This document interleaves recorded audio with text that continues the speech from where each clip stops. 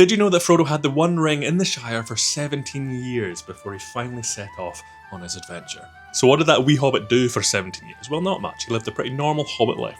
He inherited Bag End, he threw the occasional dinner party, he got obsessed with Elvish poetry and maps. He was a fairly normal, wealthy hobbit. But outside the Shire, things were changing. Gandalf suspected that this ring might be the One Ring, so he began to stress out and do his research. He noticed that 17 years ago, Bilbo called the ring his precious and freaked out about giving it up.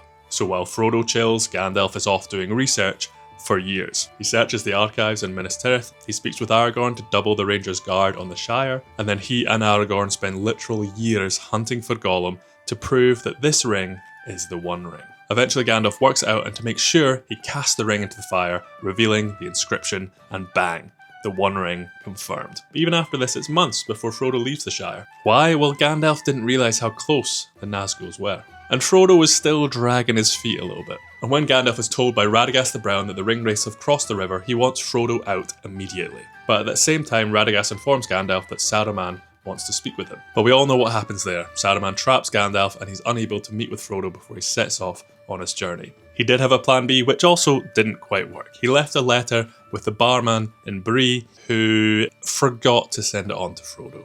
Eventually Frodo does head off, he sells Bag End and most of his belongings and sets off on his way. But if you'd only watched the films and hadn't read the books, you would be unaware that that time frame, that couple of scenes, is 17 years. Thanks for watching, hope you enjoyed the video, and follow me. Cheers.